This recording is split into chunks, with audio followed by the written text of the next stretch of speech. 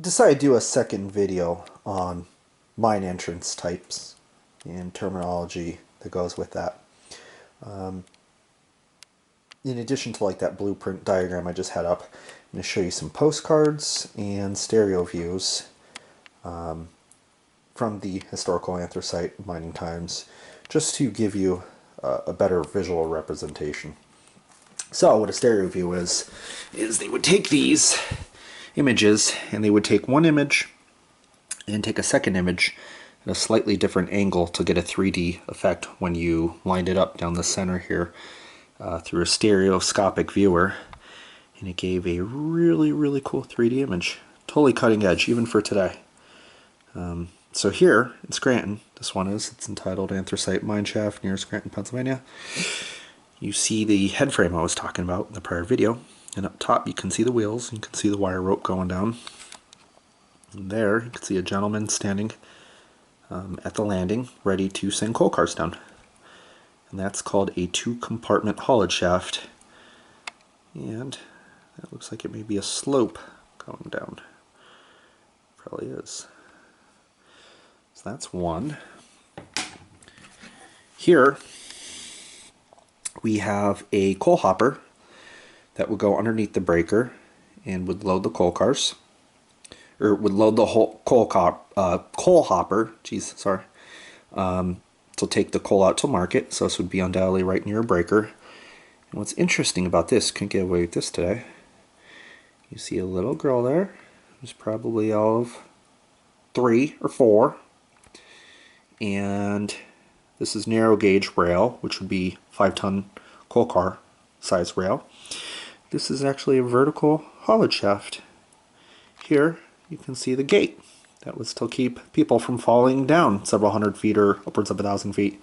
So again, here is sometimes these head frames, this would be an old one, would be encased in wood, just to protect the people from the elements, I suppose. Very old school shaft. Probably not that deep, because the bigger the head frame was, the deeper the mine was. But nonetheless, awesome. And you couldn't get away with little kids hanging out in the coal hopper itself. Nice, because that coal could shift and crush those kids. But they were probably a lot smarter than adults even today. Okay. This one says, hoisted car of coal over shaft at head of breaker, ready to be dumped, Scranton. So here's the guy, top of the shaft.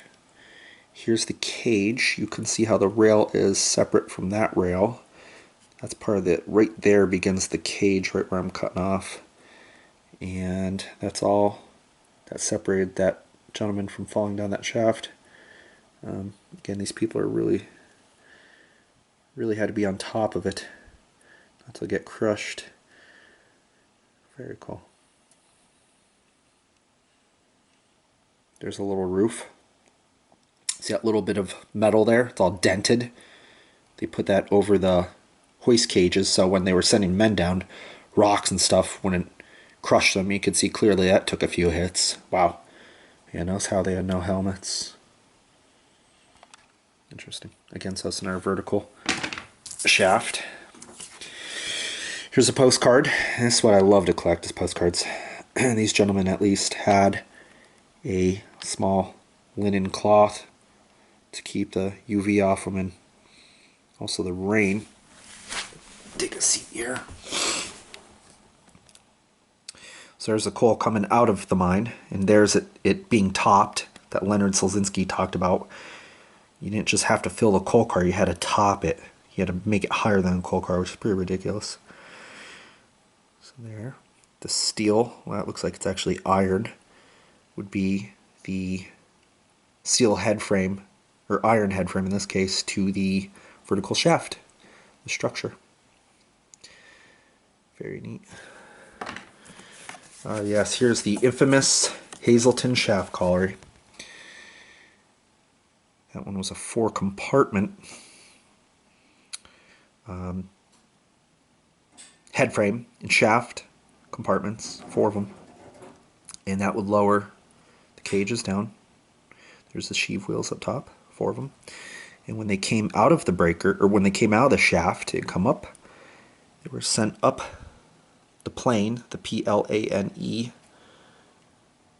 they would go up to the top of the breaker, and they would be tipped and sorted by little boys often. And not all shafts were air shafts and or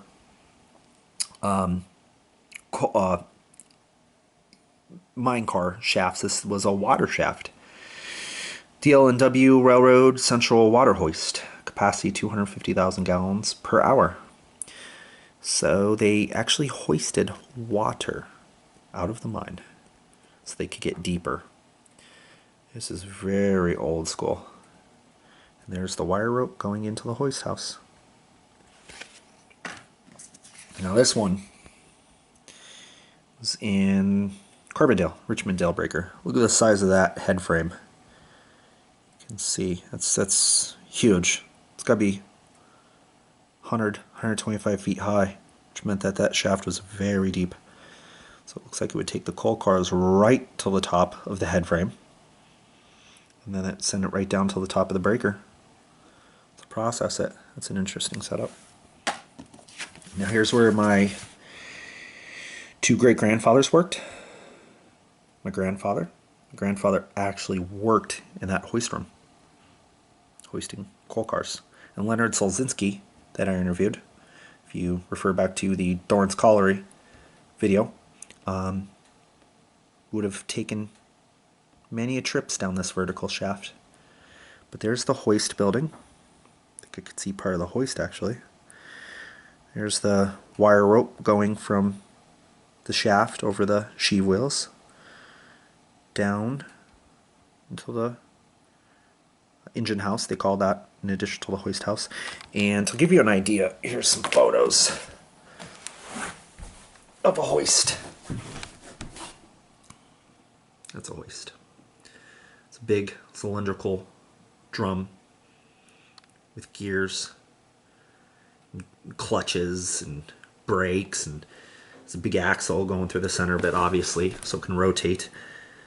And that gives you an idea too. That is a hoist. They're small sometimes, they're pretty big. This one was a bigger one. They're in the center of it. It would be about anywhere from 5 to 10, 12 feet wide, and it would wrap wire rope around it on a drum. So that thing would just rotate on an axle that was greased all the time, and they would let out wire rope at predetermined lengths in regards to where they were in the mine.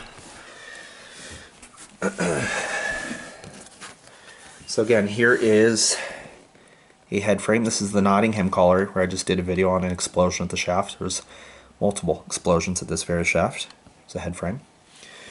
Just to go back on this real quick, again, this was in the north end section of Wilkes-Barre. It's neat. It's a rare colorized photo.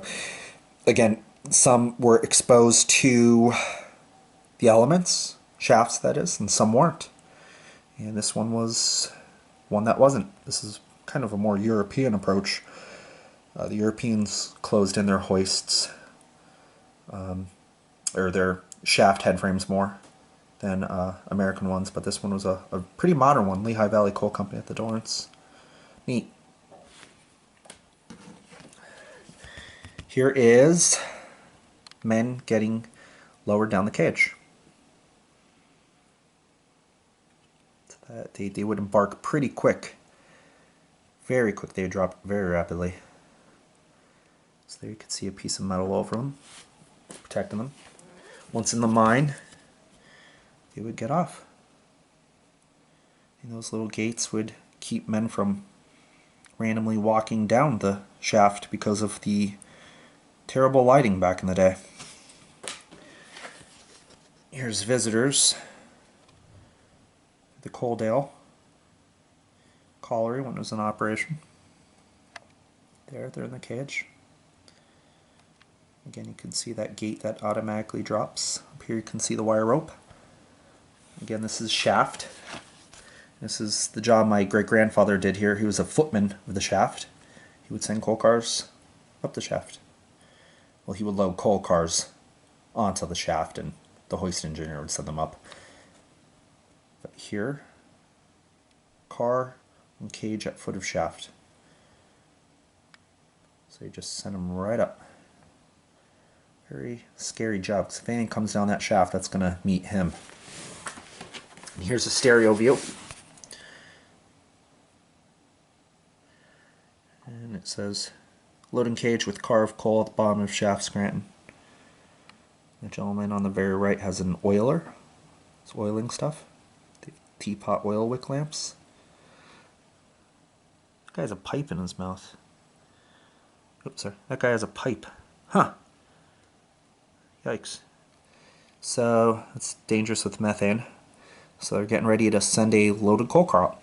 There's chains. The chains have wire rope attached to them. Very cool. Once in the mine, they would have gangways off the levels, and this is the main haulage I was talking about in the prior video.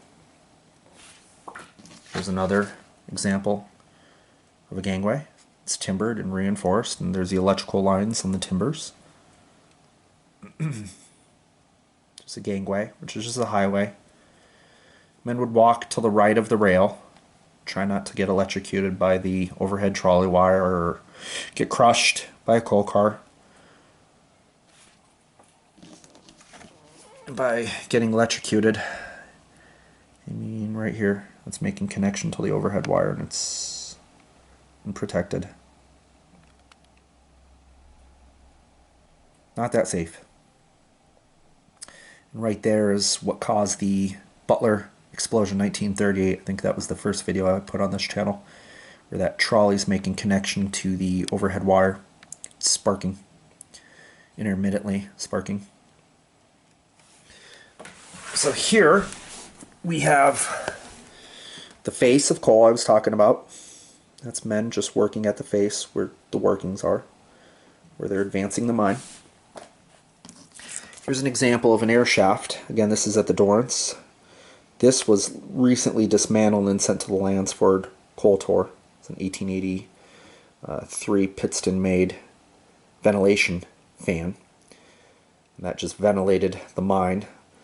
So straight down where that steam is coming out, 400 feet and 800 feet were the two levels that it ventilated. So it'd be a vertical shaft to get airflow down into the mine. And here is an old ad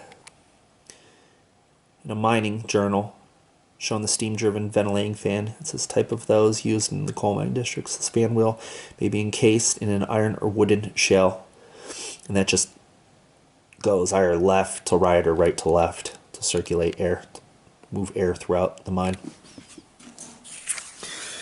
So this one's got a lot going on.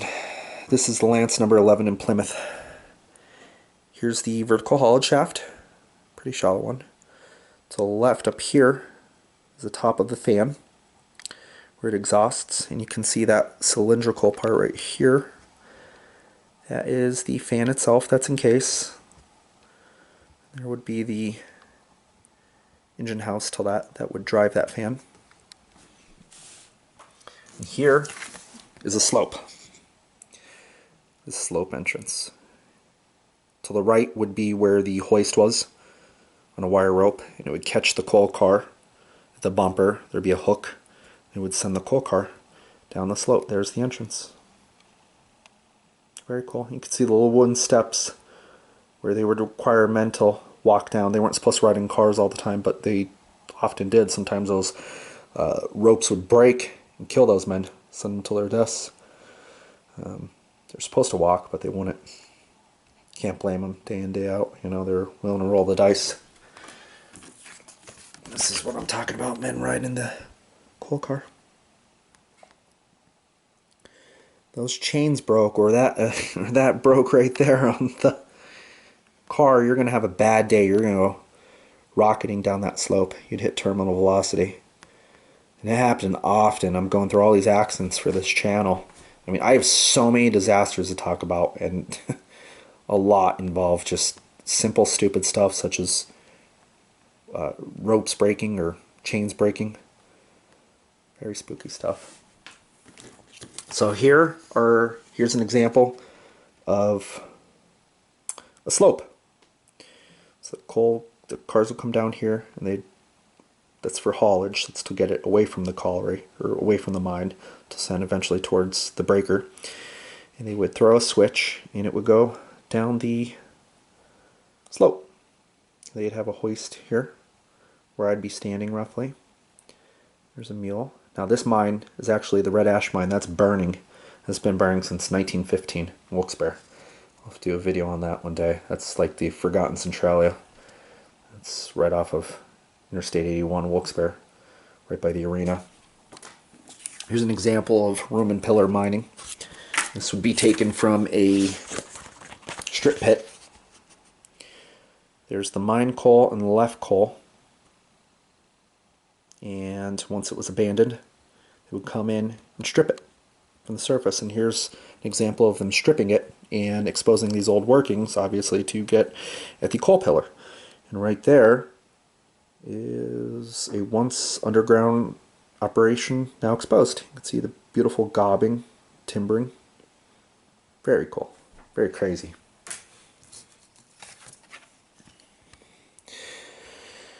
Here is an inclined plane that goes up there. It comes down. And that was for sending coal up to the breaker. And here is a drift entrance. It's just a fancy word for a tunnel. And that would usually be a 1% grade, 1.5, 2% grade to let water flow out of the mine. So a drift is a form of a tunnel. Here's another drift. This one's out of Tamaqua. Bringing coal from surface mine, Tamaqua. Bringing coal from surface mine. That's awkwardly worded. Should be bringing coal to surface. And you have the teapot oil wicks burning. And again, just another type of entrance, and it's a tunnel. And there would be an inclined plane there. And here is a drift. Again, a tunnel. And the entrances were reinforced with concrete. And that was because of the freeze-thaw action of the winter and spring and fall and summer. So when it would get hot out, the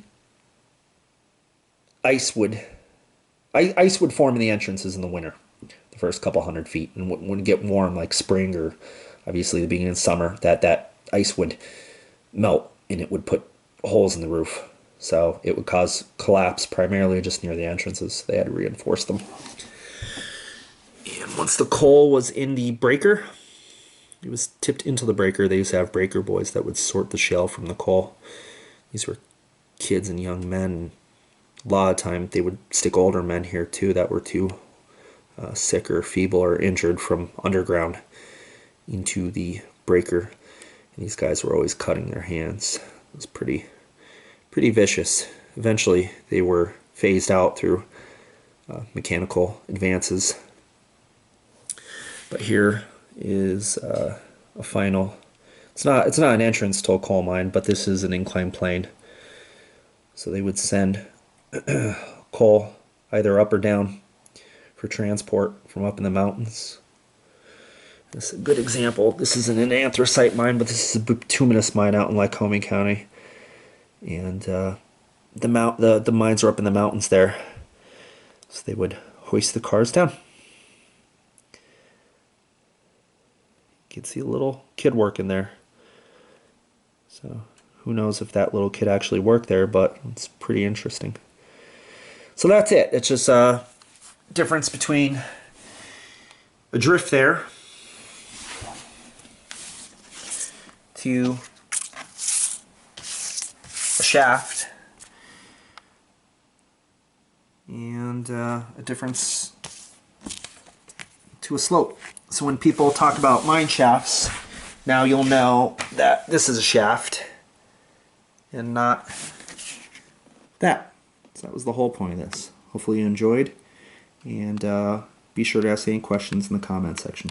Thank you.